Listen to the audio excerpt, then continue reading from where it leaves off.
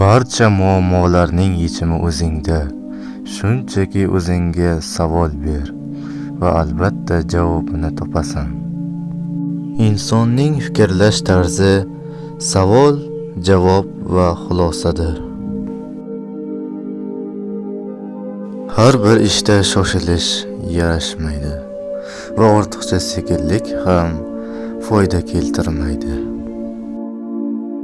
Inson harakat qilishdan oldin fikr yuritadi. Faqat halol fikrlargina halol ish qilishga undaydi.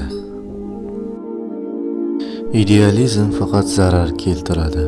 Hayotimizda oddiy narsalar ham muhim rol o'ynaydi.